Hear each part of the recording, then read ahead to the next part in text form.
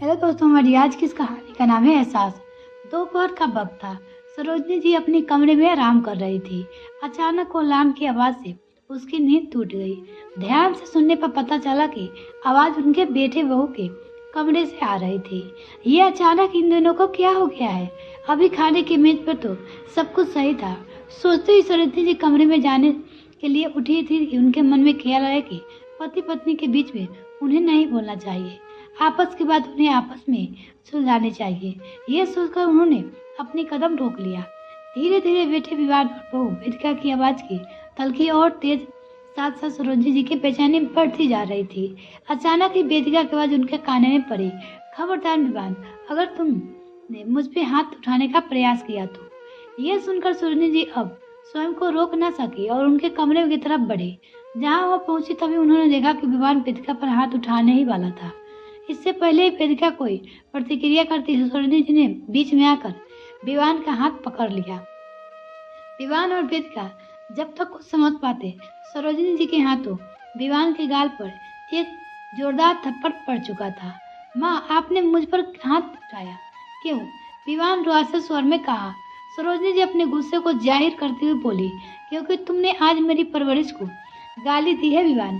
तुम्हारी हिम्मत कैसे हुई अपनी पत्नी पर हाथ उठाने की? यही सिखाया है मैंने तुम्हें। पर माँ, आपने पूरी बात मालूम ही नहीं है। आप सुन तो लीजिए कि क्या हुआ है। विवान ने गुस्से से वेदिका की तरफ देखते हुए कहा। सरोजनी वेदिका के पास खड़ी होती हुई बोली, मुझे कोई बात नहीं जाननी है। पति पत्नी के बीच की बात है, आपस में ही रहनी चाहिए, वो अपने बेटे से कहने लगी।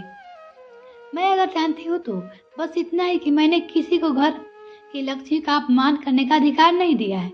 कोई बात भी, कोई भी समस्या चाहे कितनी भी गंभीर हो, चाहे एक दूसरे की बात को कितनी भी गलत लेंगे, फिर भी उसे सुलझाने का, गलतफहमी को दूर करने का एक सही तरीका होता है। साथ बैठकर शांति से बात करो, दूसरे के मन में क्या है उसे जानने का प्रयास करो। समझो, ये क्या कि तुरंत हाथ उठा दिया, ना समझो की तरह एक दूसरे पर अब शब्द कहने लगे।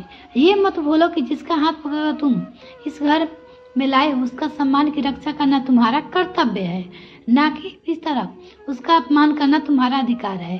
अब तक चुपचाप खड़ी वेदिका सरोजनी जी की ये बातें सुनकर गले से लगते हुए बोली, माँ आप कितनी अच्छी हो। मैं तो सोच रही थी कि सभी माओ की तरफ आप बिना कुछ समझे जाने अपने बेटे के ही पक्ष लेगी। मैं किसी का पक्ष नहीं ले रही हूँ बेटी, मैं बस सही के पक्ष में हूँ। अगर तुम मेरे सामने गलत करोगे तो मैं तुम्हें भी डांटूंगी। मुझे नारीवाद बड़ी बड़ी बातें करनी नहीं आता। मैं बस इतना जानती हूँ कि अगर स्वयं एक स्त्री होकर भी मैं दूसरी स्त्री का सम्मान को अपने सामने कुचल जाते हुए देखती रहूं तो वो लालत है मेरे अस्तित्व पर, फिर चाहे उस सम्मान को कुचलते वाला मेरा अपना बेटा ही क्यों ना हो। सरोजनी जी ने वेदिका के सर पर हाथ रखते हुए कहा। अपनी माँ की बातें सुनकर विवान को अब अपनी हरकत पर गिलानी महसूस हो रही थी। वो सोचने लगी, आखिर वेदिका की गलती ही क्या थी। उसने बस इतना ही तो कहा था कि कल से एक हफ्ते तक उसके दफ्तर में ज्यादा काम है तो उसे सुबह जल्दी निकलना पड़ेगा। इसीलिए वो अपने दफ्तर जाते वक्त उसके लिए घर से खाने का डिब्बा लेते आए और इतनी सी बात ने उसे अपना अहंकार का चोर बना लिया कि भला वेदिका क्यों आदेश कैसे दे सकती है, जबकि वो भूल गया था कि महंगाई बढ़ते खर्चे का हवाला देकर ही उसने ही वेदिका को नौकरी करने के लिए कहा था। वह भूल गया कि उसके पापा हमेशा ही किस तरह घर से लेकर बाहर के कामों में बेहिचक माँ का हाथ बटाते हैं और उन्होंने हमेशा उसे यही सिखलाया है। विवान को एहसास हो गया था कि उसने सचमुच अपने माता पिता की परवरिश को शर्मिंदा किया था। गलती का एहसास होते ही विवान बिना किसी देरी के वेदिका से माफी मांगते हुए कहा, वेदिका हो सके तो मुझे माफ कर देना। आगे से मैं ऐसे बेवकूफ़ी वाली हरकतें कभी नहीं करूँगा। बस आज आखिरी बार मुझे माफ कर दो।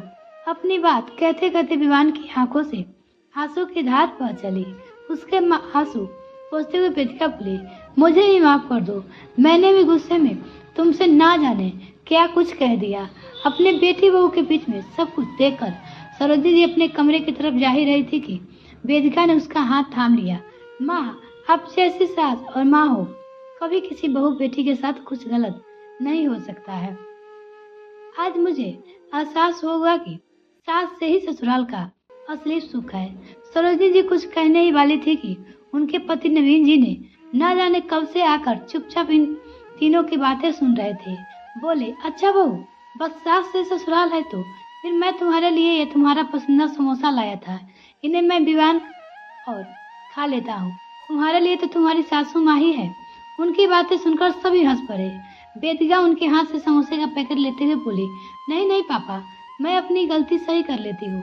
आप दोनों जैसे सास ससुर से ही ससुराल का असली सुख है। नवीन जी भी हंसते हुए वेदिका के सिर पर हाथ रखा और विवान की तरफ देखते हुए बोले, बेटे, आज तुम्हारी माँ यही थी, उनको बात संभाली।